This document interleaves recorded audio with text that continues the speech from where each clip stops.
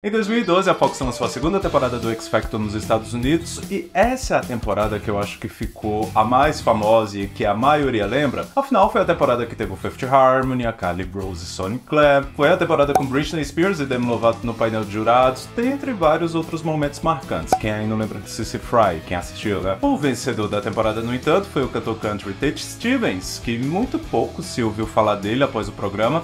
Mas nessa temporada também tinha um outro cantor country, de apenas 18 anos da época, chamado Willie Jones, que teve um plot muito específico no programa. Um cantor country negro, e isso era lembrado a ele a cada momento que ele aparecia desde o momento da sua audição.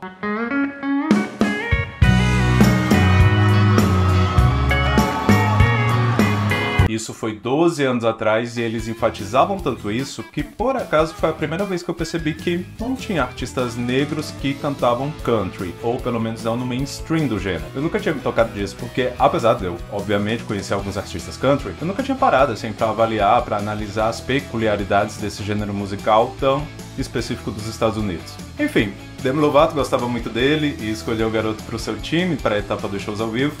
Mas em um momento onde era o público que decidia quem ficava e quem saía, Willie Jones foi o primeiro eliminado da segunda temporada do X Factor USA. Muito pouco também se ouviu falar sobre ele depois do programa, mas olha só, agora, em 2024, 12 anos depois, ele foi um dos convidados por Beyoncé para participar do Cowboy Carter, quase que eu falava Cowboy Country, Cowboy Carter na faixa Just for Fun.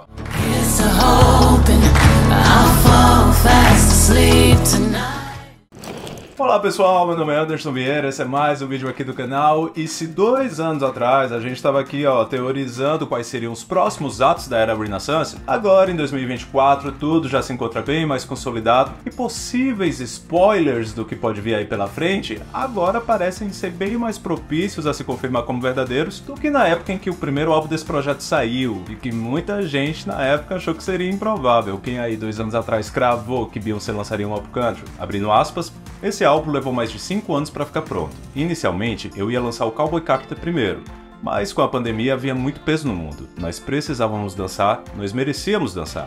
Quanto mais vejo o mundo evoluindo, mais sinto uma conexão profunda com a natureza. Com a inteligência artificial, filtros e programações digitais, queria voltar aos instrumentos reais e usei instrumentos muito antigos. Mantive algumas músicas cruas e me inclinei para o folk. Acho que as pessoas ficaram surpresas porque não acho que essas músicas sejam o que todos esperam.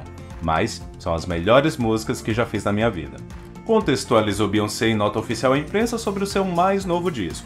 Algo que, no entanto, qualquer pessoa que acompanha o trabalho dela de perto já deve ter percebido é que Beyoncé não faz tanta questão assim de explicar todas as intenções e todas as referências por trás do seu trabalho, principalmente de 2016 pra cá, né? Por exemplo, ela não vai sentar em uma entrevista e falar: olha, o Lemonade é sobre isso, isso e isso, você amou? O Black King é sobre isso, o Renaissance é sobre isso daqui, tipo, ela não vai fazer isso.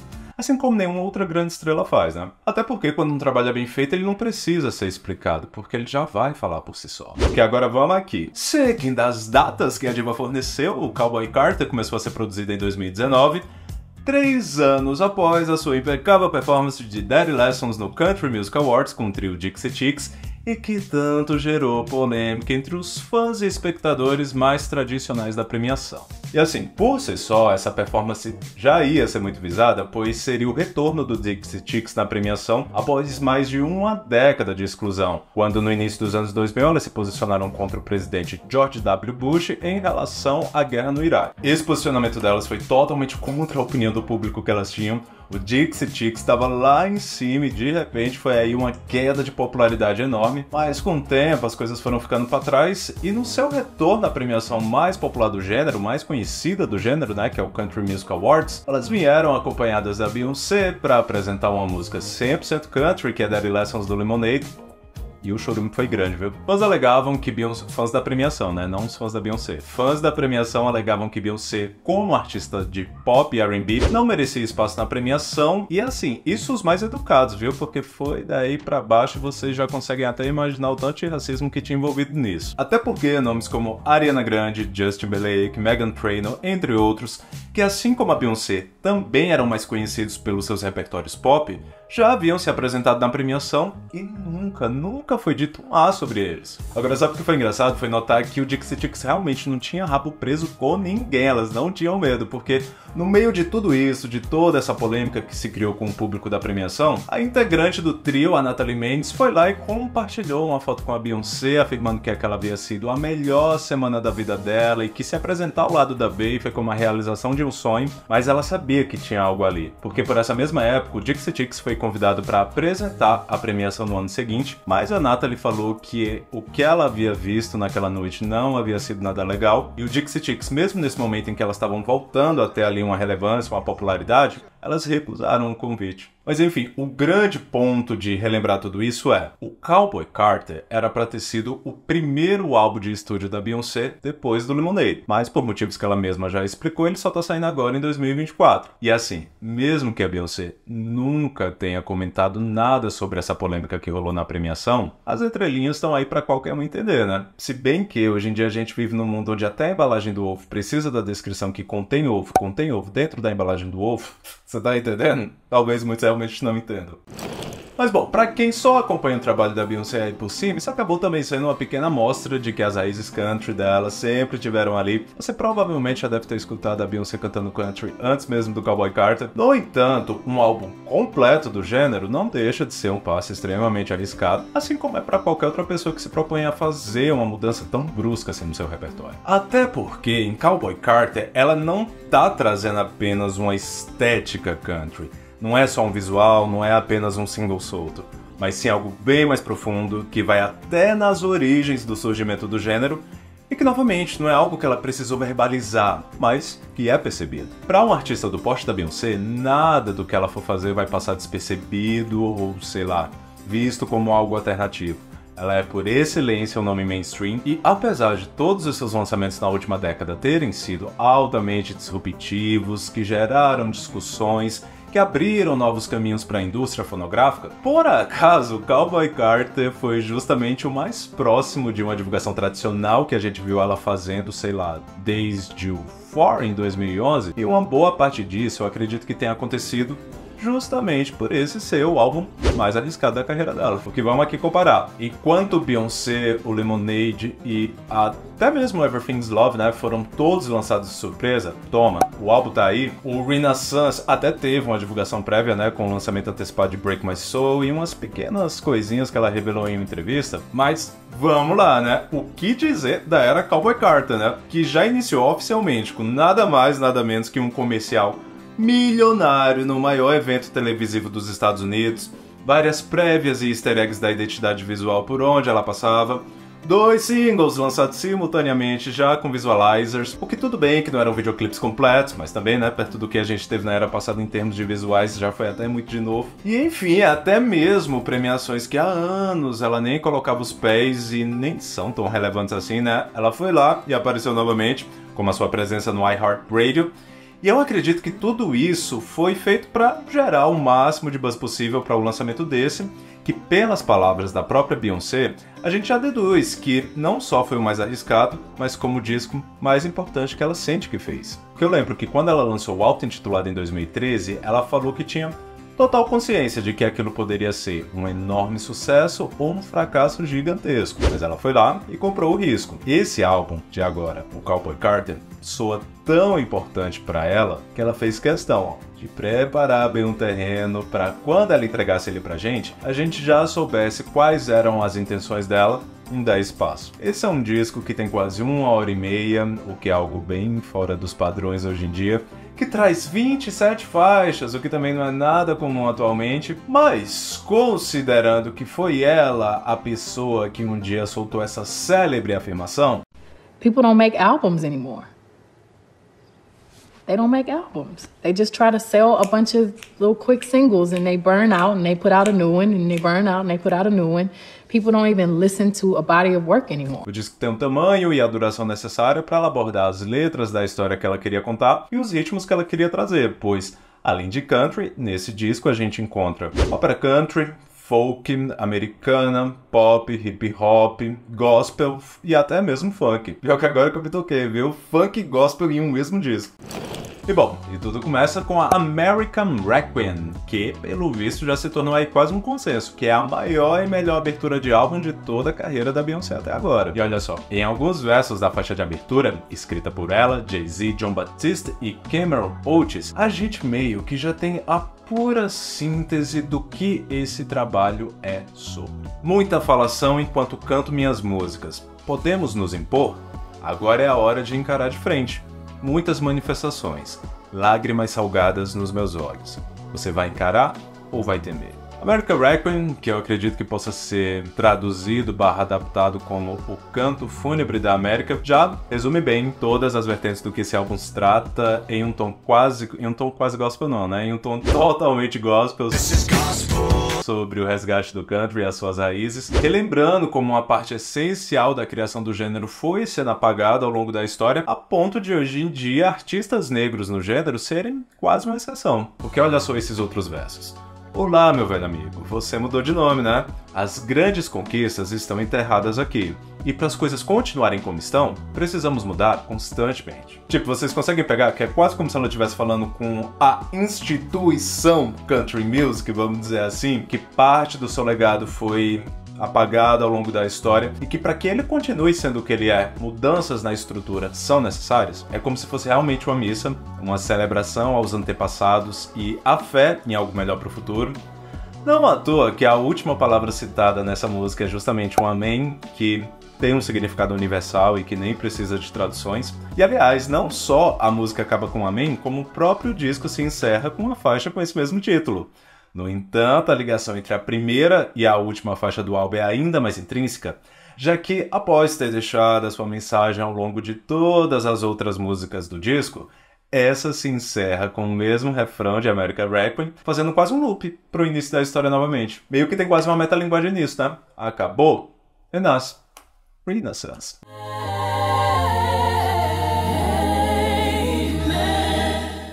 Metalinguagem, aliás, é algo que eu acho que é muito trabalhado aqui no Cowboy Carter, porque afinal de contas, o que dizer de um cover dos Beatles, no caso Blackbird, onde Beyoncé é acompanhada de um quarteto de cantoras negras do country. Contextualizando, a canção escrita por Paul McCartney e lançado pelo Quarteto de Liverpool em 1968, é popularmente conhecida por fazer referência à luta pelos direitos civis na época da segregação racial nos Estados Unidos. Conseguir uma autorização para qualquer coisa dos Beatles não é uma tarefa nada fácil, mas nesse caso Beyoncé conseguiu não apenas uma autorização, mas um agradecimento do próprio Paul por ter feito essa versão de Blackbird. Estou muito feliz com a versão de Beyoncé da minha música Blackbird. Acho que ela fez uma versão magnífica e reforça a mensagem dos direitos civis que me inspirou a escrever a música. Acho que Beyoncé fez uma versão fabulosa e recomendo a todos que ainda não ouviram que deem uma olhada, vocês vão amar. Postou Paul McCartney em suas redes sociais e até indiretamente dando uma lacrada nos próprios fãs da banda, né? Alguns, né, obviamente, mas aqueles que foram lá falar que a Beyoncé não deveria ter feito essa versão do jeito que ela fez. Recebeu aí uma lacrada do próprio Paul. E falando em feats, esse é provavelmente o disco, esse é com certeza, na verdade, o disco mais colaborativo que Beyoncé já lançou na carreira dela, obviamente sem contar o The Carters, né, trazendo ao todo 12 colaborações. Tudo bem que ouvindo o disco não parece que são tantas assim, né, porque algumas delas são creditadas em alguns dos interludes, mas foi um grande time que ela reuniu em uma curadoria que incluiu desde nomes tão mainstreams quanto ela, a nomes desconhecidos do grande público, mas que já levantavam a bandeira proposta com um Cowboy Carter. E olha só, após dar uma ajudinha para que a Blue Ivy se tornasse uma das artistas mais jovens a vencer um Grammy, por conta lá da sua participação em Brown Skin Girl, além daquele famoso feat, né, entre elas na faixa Blue do auto-intitulado, dessa vez quem apareceu de uma forma bem fofa para participar da discografia dela foi a Rumi, que em Protector abre a música pedindo pra ouvir da sua mamãe uma canção de ninar. E de quebra, quem acabou nanando foi a gente também, né? E assim, apesar da Rumi ser acreditada aqui, essa é uma música que eu acredito que os três conseguem ter noção do quanto a Beyoncé é uma mãe apaixonada por eles. Os três, no caso, a Blue, a Rumi e o Sir. Em um disco que se propõe a um resgate das raízes do country com um olhar para o futuro, não tinha como nomes que fizeram história no gênero serem esquecidos. Quer dizer, né, se fosse uma outra pessoa é bem capaz que fossem esquecidos sim, né? Mas a gente sabe que Beyoncé não faz as coisas pela metade, né? Em Cowboy Carter, ela trouxe o Willie Nelson, um dos nomes mais respeitados do country e um dos maiores guitarristas da história, e que aos 90 anos de idade se prepara para lançar agora em maio o 75º álbum da sua carreira. Não é pouca coisa, viu? E uma coisa que eu acho muito interessante no Willie Nelson é o fato dele já ter colaborado com praticamente todo mundo que vocês possam imaginar, porque só para ter uma noção, a lista de pessoas com quem ele já gravou vai de Beyoncé até Zezé de Camargo e Luciano. Você tá entendendo? I didn't love you. Agora, uma outra lenda presente no disco é a Linda Martell, conhecida por se tornar no final dos anos 60 a primeira artista negra a obter sucesso comercial no gênero, quando seu primeiro, e por diversas razões que caberiam até em um vídeo à parte, primeiro e único álbum de estúdio, Color Me Country, alcançou a posição de número 40 na Billboard. Além, é claro, né, da diva tão amada por todo mundo, Dolly Parton, que aqui aparece não apenas em um, nem em duas, mas em 3 momentos do álbum, incluindo um dos pontos mais altos do disco, que é a releitura de Beyoncé para a clássica Jolene. Essa é uma música que já foi relançada e regravada tantas vezes por tantas pessoas que eu tava até ali com as minhas dúvidas para ver se a Beyoncé ia colocar algum twist nela, o que realmente aconteceu, mas não só isso, como essa acabou se tornando talvez a faixa mais enigmática de todo o Cowboy Carter. Que vamos lá, né? Apesar de muito estudo dos fãs assim que qualquer coisa dela sai, o trabalho da Beyoncé em muitos momentos, só depois de um tempo, com outros fatores e com outras pistas, é que a galera realmente pega a intenção primária por trás de tudo, e mesmo sendo apenas um cover, vamos dizer assim, ninguém ainda conseguiu bater o martelo sobre o que de fato se trata essa releitura dela de Jolene. Com o aval da própria Dolly, quem Dolly P faz uma pequena introdução para o que vem aí na releitura da Baby, a ligação direta dessa ser sobre uma terceira pessoa tentando se engraçar no relacionamento de um casal é meio que inevitável. É sobre isso que a original se trata, é sobre isso que de certa forma da Beyoncé também se trata, mas ao invés da fragilidade e da vulnerabilidade, essa daqui é uma versão mais empoderada, mais segura de si. Aqui ela tá dando um aviso e não fazendo um pedido. No entanto, a grande dúvida que tá pairando aí no ar é: essa é uma música sobre ela e o Jay-Z ou sobre os pais dela? Porque ela já havia ensinado pra gente, My Daddy Alabama, Mamama Louisiana. O verso fechando lá no último. Aqui em Jolene ela tá cantando que é da Louisiana, só que Beyoncé nasceu no Texas, é o Texas do Texas. Por outro lado, essa música também é sobre um casal que não se abala facilmente, que já estão juntos há 20 anos, o que bate com o tempo com que Beyoncé e Jay-Z estão juntos. Ela vai ficar do lado dele, ele vai ficar do lado dela. E bom, isso não tem nada a ver com os pais da Beyoncé, né? Já que o Matt e a Tina se separaram em 2011. E daí fica um grande então. Não sei se até a publicação desse vídeo, que eu tô gravando pela segunda vez, já vai sair atrasado, mas a primeira vez que eu gravei eu perdi o arquivo original todinho. Enfim, não sei se até a publicação dele essa charada já vai ter sido aí, ó, decifrada, mas qual a opinião de vocês sobre o que se trata essa versão de Jolene da Beyoncé? Será que seria um apanhadão de casos extraconjugais que ela já viu acontecendo na família dela? E não sobre uma pessoa, uma situação específica, não sobre ela, ou sobre a mãe, ou enfim, sobre um conjunto de situações? Tô achando que pode ser isso, hein? E aproveitando o gancho, uma das parcerias mais inesperadas que o Cowboy Carter trouxe foi justamente com a afilhada da Dolly, ela mesma, The Only One, Miley Cyrus, na poderosa balada Two Most Wanted.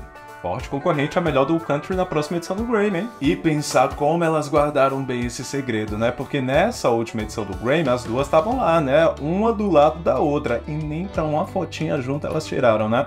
Uma fotinha juntas dela nesse dia ia ajudar tanto na hora da edição, mas não, elas nem isso elas fizeram. Vai, junta aí as fotos, faz a edição, porque a gente não vai querer dar aqui nenhuma dica. Olha como elas são, né? Mas o curioso é que existe, olha só, a possibilidade de que essa tenha sido uma das primeiras músicas do Cowboy Carter que foram gravadas e que algumas pistas ocultas e uns easter eggs foram sendo divulgados aí lá na época, lá em 2019. Mas esse é um conteúdo que eu fiz lá pro meu Instagram e TikTok, então se você ficou curioso para entender melhor essa timeline de Miley Cyrus e Beyoncé, que data lá de 2008, dá uma passadinha lá, porque eu teria até publicado aqui no Shorts também, só que como é um conteúdo de mais de 1 minuto, acaba não dando, então escolhe aí qual das duas você usa mais, TikTok ou Instagram, ou quem sabe as duas, e lá tem mais detalhes. Porque apesar de eu fazer tudo aqui sozinho ainda, eu ainda tento montar esse universo de conteúdo em todas as redes. E aliás, muito obrigado a todo mundo que me segue, não só aqui, mas como acompanha em todas as outras também. Fico muito feliz, é muito importante pra mim. Mas agora, um outro feat que também deve ter surpreendido muitos foi o com Post Malone, já na faixa seguinte, Levi's Jeans, que tá despontando aí como uma das maiores não singles por enquanto, né? É essa que por hora é a que eu acho que tem a maior carinha de hit entre as que ainda não foram trabalhadas. É muito chiclete, é muito gostosinha, e ver eles dois juntos era algo que eu não tava esperando, mas que eu amei demais. E acredita que foi só quando eu cheguei nessa música que eu percebi que toda música que tem um I no título, o I é duplicado pra funcionar como dois. Só foi quando eu cheguei em Levi's Jeans que eu percebi. Mas assim, eu tava com um pequeno receio de que essa fosse ficar algo tipo perfect, sabe? Porque assim, nada contra Perfect, tem até amigos que são Perfect e tudo mais, a música foi número 1 e enfim, mas ainda assim, esse é um dos poucos duetos da Beyoncé que eu sinto que não ornou, minha opinião, né? Agora nessa daqui, talvez por já ter sido feita pensada pros dois, dentro de um álbum, incluída em um conceito, e não em um remix avulso, eu sinto que funcionou muito bem, tanto que agora tem tudo aí para ser o próximo hit do álbum. Porque assim, ela é uma música simples, sem tantos significados quanto outras do disco, mas olha pro que o country music é hoje e o que funciona nele. Pelo menos eu, pelo que eu vejo, quase tudo gira em torno de um mesmo tema, de uma mesma temática. Tanto que quando surge alguém com uma vertente um pouco fora da curva, como a Kacey Musgraves, por exemplo, já não é mais tão abraçado assim. Porque assim, né, pra Kacey Musgraves, que é uma fofa, ser considerada uma artista controversa, é porque você já deve imaginar o quão padronizado é a coisa. Mas isso aí é algo que eu acho que todo mundo já sabe, né? Mas bom, até mesmo considerando todas essas nuances, tô só aí no aguardo do anúncio de Levi's Jeans como próximo single do Cowboy Carter. Ela ou Alligator Tears. São duas músicas que eu acho que tem aí, ó, mó carinha de hit de rádio country. Porque, por exemplo, eu não consigo enxergar American Rapping ou Dora, por exemplo, como hits massivos de rádios country nos Estados Unidos, sabe? Seria pedir demais para aquele público. Além de que eu acho que a própria intenção dela quando fez essas duas, bem como outras do disco, não era nem essa, né? A intenção dela, eu acho que a gente consegue perceber que a intenção dela com essas músicas eram outras. Mas ó, agora um feat que eu amaria que tivesse acontecido de uma forma maior foi o da Beyoncé com a Ray. Seria, né? O da Beyoncé com a Ray. Que até aconteceu, já que a Ray foi uma das compositoras, né? Co-compositoras de Riverdance. E, cara, eu acho que teria funcionado tão bem, porque eu amo a Ray, eu amei Riverdance, eu acho que elas duas juntas nessa música ia dar muito certo, mas não veio, né? Apesar de que eu tenho as minhas desconfianças de que a Ray talvez tenha participado ali das harmonizações, mas para isso a gente precisaria dos strings ali da música bonitinho para ter certeza. Mas que eu adoraria que tivesse acontecido de uma forma mais perceptível, eu adoraria.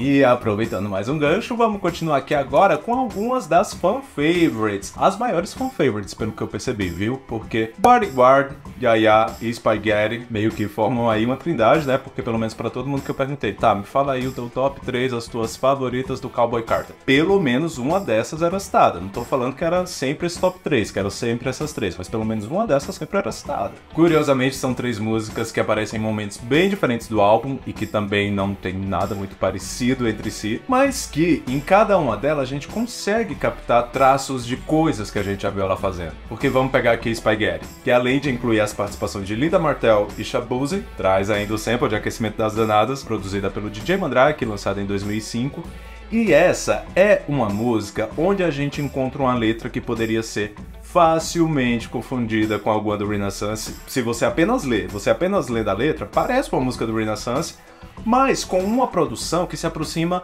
bem mais do auto-intitulado de 2013. É justamente uma música que questiona os rótulos que os gêneros musicais causam, tipo, uma cantora pop, o que é que a gente pode esperar dela? E da cantora de R&B, o que é que a gente espera dessa cantora de R&B? Da de dance, o que é que a gente espera? E da de country, o que é que a gente espera de uma cantora de country?